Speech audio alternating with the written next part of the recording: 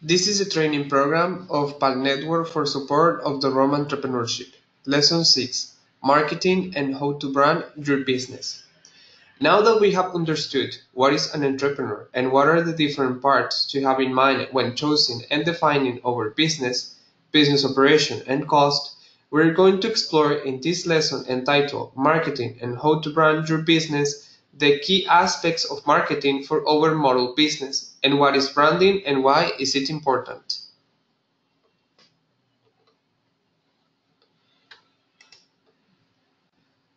Let's begin by introducing the concept of marketing. Does anyone know what is marketing? Marketing is the science of meeting the needs of a customer by providing valuable products to them, by utilizing the expertise of the organization at the same time that the organization achieves its goals. According to the American Marketing Association, marketing is the activity, set of institutions, and processes for creating, communicating, delivering, and exchanging offerings that have value for customers, clients, partners, and society at large. In this line, you can see that the consumer can be an individual user, a company, or several people who contribute to the purchasing decision. The product can be a hard good, a service, or even an idea, anything that will provide some value to the person who provides an exchange. And an exchange is most often thought as money, but could also be a donation of time or effort or even a specific action. Finally, a producer is often a company but could be an individual or non-profit organization. There are two marketing models. When the producer is a commercial entity and the end user makes the purchasing decision, the model that describes this transaction is often called a business-to-consumer model. When the producer is a commercial entity and a second commercial entity makes the purchasing decision but provides the product to their customers, then the model is often called a business-to-business model. The difference in these models affects how the marketer constructs his marketing analysis and marketing mix. Marketing has many aspects or subdisciplines within the broad discipline of marketing. For example, advertising, branding, copywriting, customer relationship management, graphic design, internet marketing, loyalty, marketing communication, media relation, new product development, and so on. Marketing functions in all of these areas. A marketer can do many of these functions within an organization or specialize in one or more. Marketing is more than promoting the product. It is a data-driven science. The good marketer will develop the data necessary to define the customer needs, develop a good product based on the available resources, and deliver the product in an effective manner to the customers at a price that reflects the customer value and the profit desired by the producer.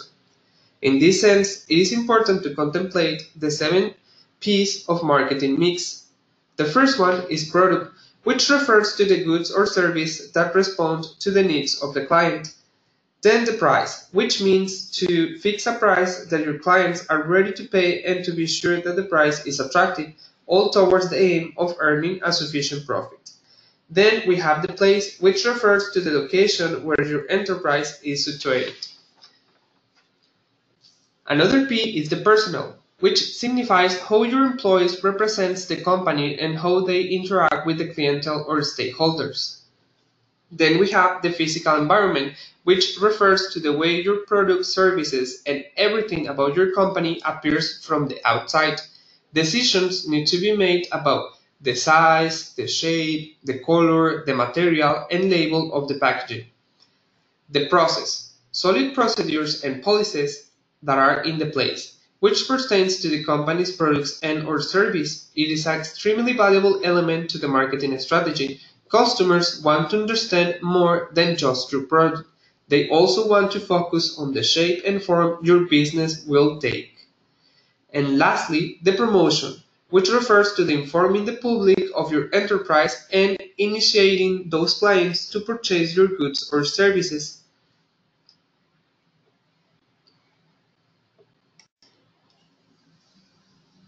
An entrepreneur who practices good marketing skills always aims to satisfy his or her clients using a mixture of marketing approaches. In order to do so, one has to consider several questions relative to each P. For example, in terms of the price, are my clients able to pay for the product? Consider the means of your clients and price offered by the competition.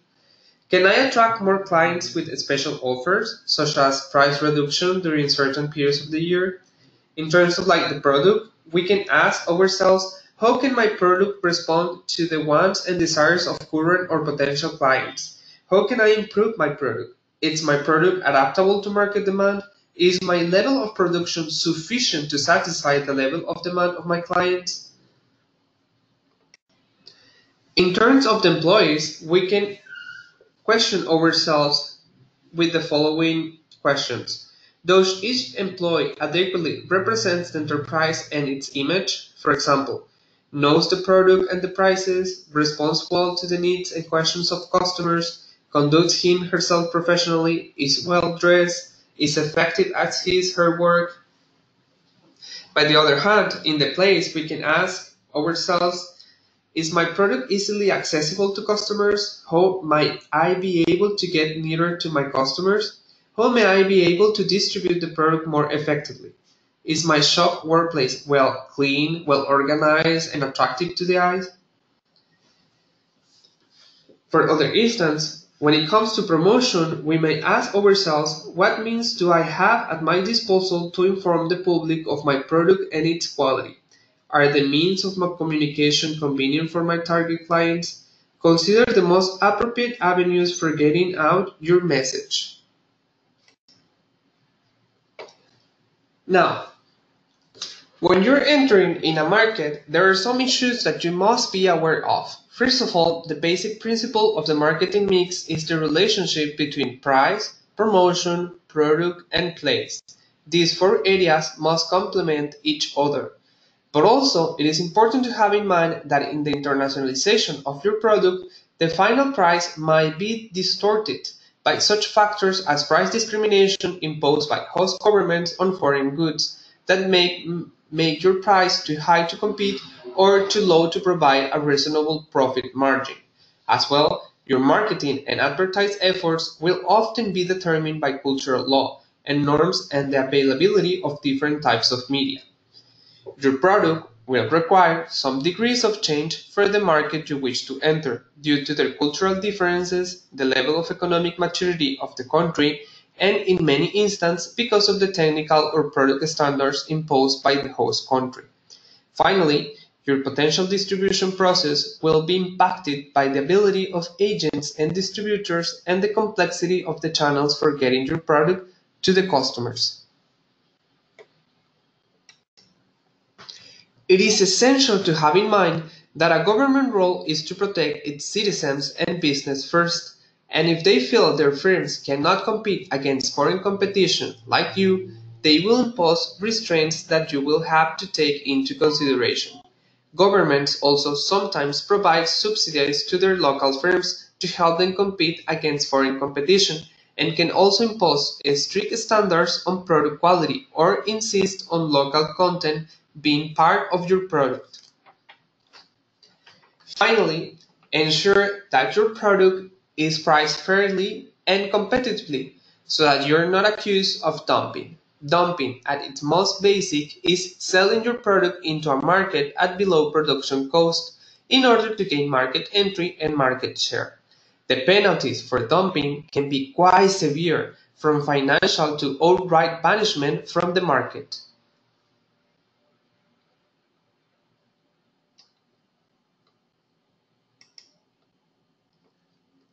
But what is branding? There is a lot of confusion around branding. Decades ago, branding was defined as a name, a slogan, sign, symbol, or design, or a combination of these elements that identify products or service of a company. The brand was identified with the elements that differentiate the goods and or service from the competition. Today, brand is a bit more complex, but even more important in today's world marketing. It's the perception that a customer has when they hear or think of your company name, service, or product. That being said, the word brand or branding is a moving target and evolves with the behavior of consumers. Think of it as the mental picture of who you as a company represents to customers. It's influenced by the elements, words, and creativity that surrounds your company.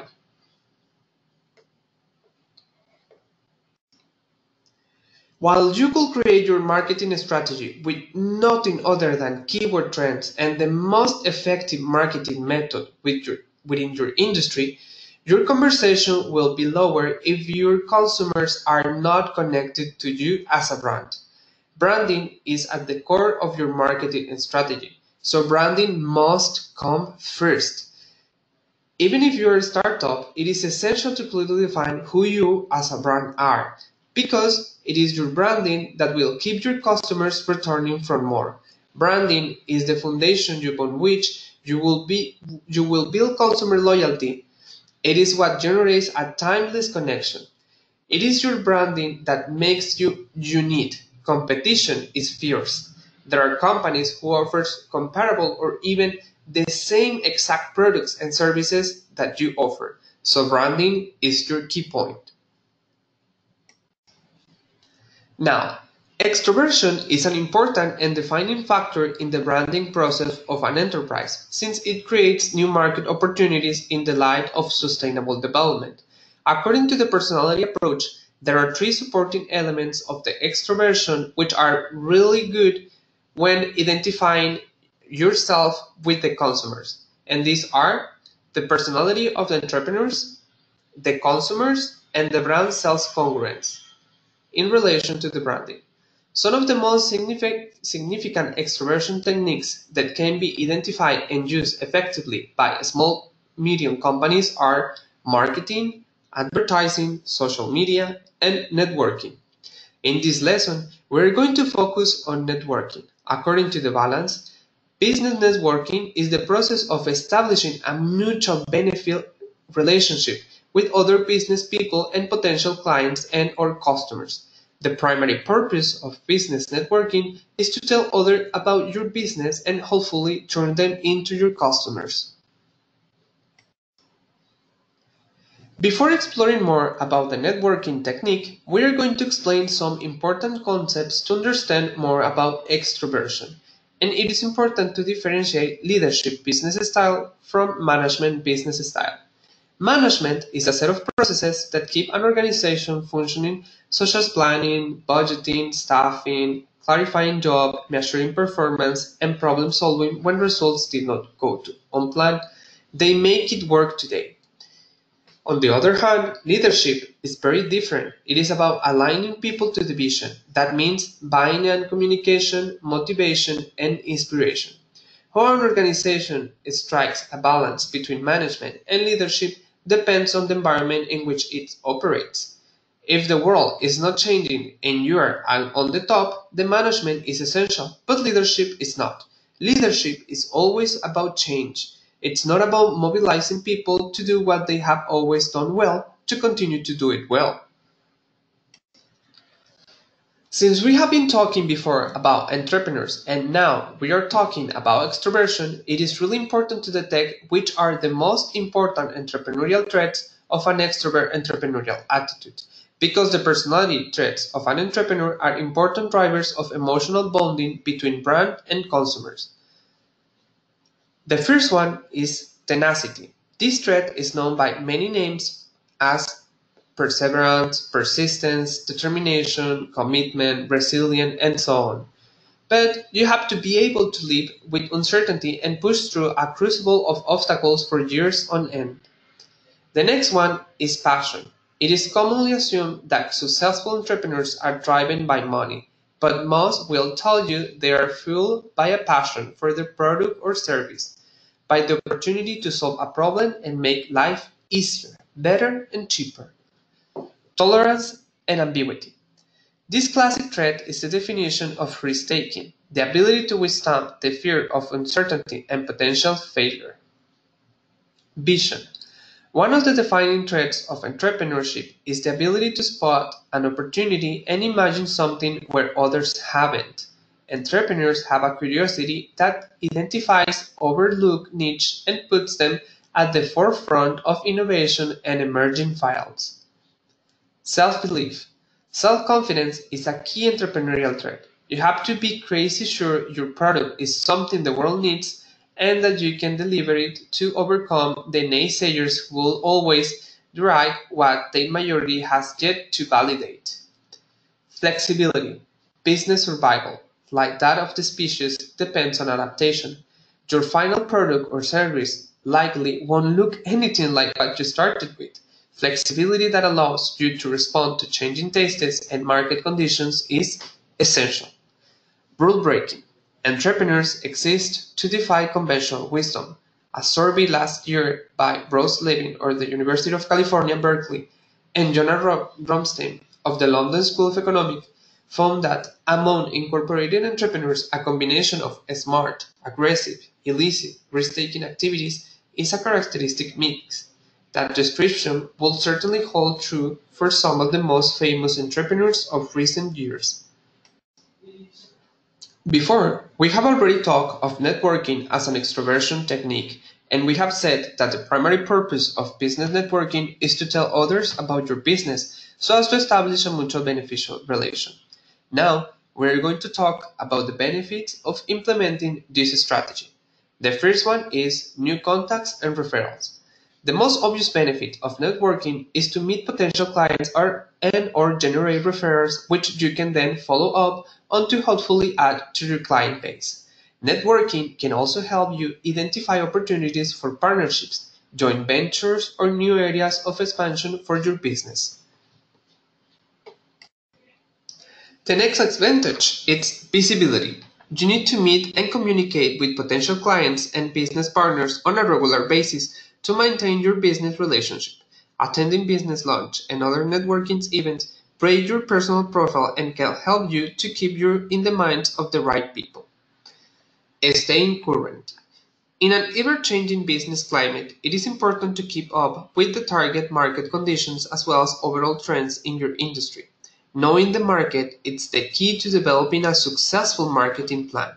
Attending seminars and networking with your peers and business associates on a regular basis will help you to stay current. Problem solving.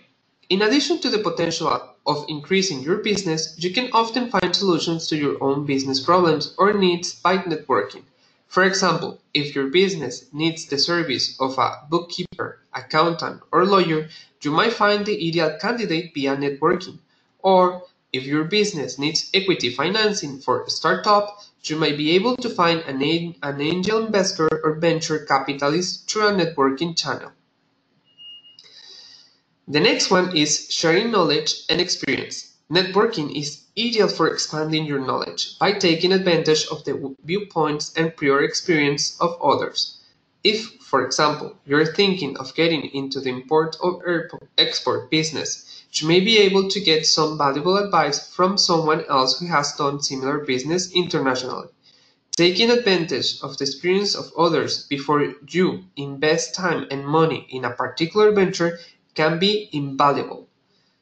The last one is confidence and moral.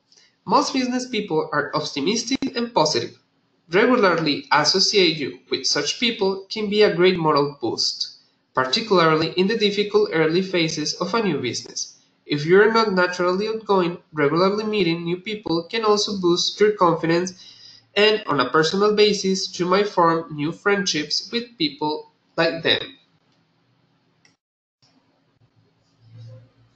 Companies who have succeeded in building an efficient organizational culture base their strategies on three elements: the visible aspects of the organization known as artifacts, symbols, and the hidden aspects which are exposed beliefs and values and assumptions that employees make regarding the acceptable or unacceptable behavior.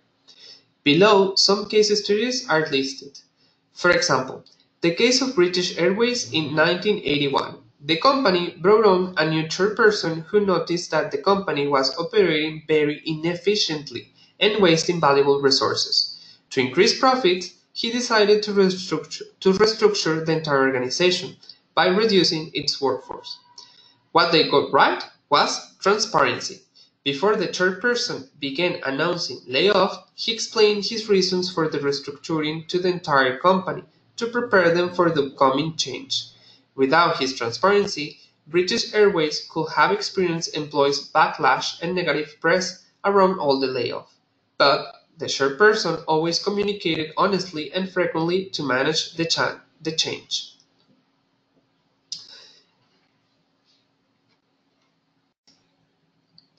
In Yahoo, Marissa Mayer's position as CEO has improved Yahoo business from almost every angle. Stocks have increased and quarterly earnings have improved. But more importantly, employees are embracing their new leader. Under Mayer's leadership, employees who had previously left Yahoo were coming back, and they have said Yahoo's workplace standing and employees' belief in the company has improved. What she got right was the importance of building a happy workplace. Mayer placed a lot of energy on managing talent in the company and getting employees excited about working at Yahoo. In 2013, she said there had been at least 560 employees-focused initiatives implemented to bolster model, including a new program designed to encourage employees to test products. As a new leader, Mayer understood the need to make sure her employees were happy and felt valuable. Finally, the case of the California State University. The California State University recently made a huge IT system change at its main campus, which also affected the 23 other satellite campuses and thousands of employees, staff, and students who had to learn a new way of doing things. To make this change happen smoothly, the IT department instituted an automatic change management system so one person could make upgrades that would automatically change everything else. What they got right was constant feedback. The school redefined IT employees' roles, clearly explaining who can use what system and what changes they can make by their areas. Articulating employees' new responsibilities minimized confusion and issues. When the new process was introduced, the university knew the importance of frequent communication and clarification, so all employees were on the same page. As we have seen, the personality of the brand generates attention and interest from consumers or stakeholders who felt that they can use the symbolic benefit of the brand in their construction and expression of themselves. The identification of them with the brand is the strongest basic driving force that predisposes consumers to act on a consumer brand. This driving force can be generated by the following strategies. An extroverted strategy can be transformative. A transformative strategy interacts with the market and tries to change market conditions actively. This strategy aims to create new market opportunities in the light of sustainable development, including elements of the conservative and visionary strategy. Conventional extroverted strategy. A company focusing on the conventional extroverted strategy aims at communicating its sustainability commitment to society in order to differentiate itself from the competitors and to increase its credibility. Therefore, it seems meaningful to engage more in sustainability than it is obliged to do by law. Transformative extroverted strategy. The general orientation of transformative extroverted strategy is the same as that of conventional extroverted strategy. However, it aims at positively influencing the basic conditions of corporate sustainability in a higher level.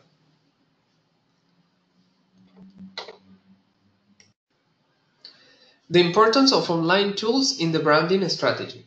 Nowadays, online marketing is the best tool that small-medium enterprise can afford to pay.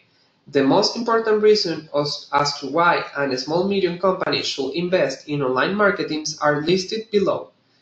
It is the media that has grown the most in recent years. It provides a very effective positioning for all targets, but especially for the youth segment because of its higher frequency of use. It is an excellent way to interact with the public and improve all marketing variables, mainly to inform, sell, distribute, and serve the customer. It allows for a successful segmentation of the target audience that other conventional media fail to achieve. The purpose is to get to the chosen niche. Online advertising improves brand recall and even increase WOM marketing opportunities, or better known as the word of mouth, to get that many talk about you in a positive way to recommend you. Internet enables the company to analyze results in real time. It also allows the company to react thanks to the flexibility of the online media.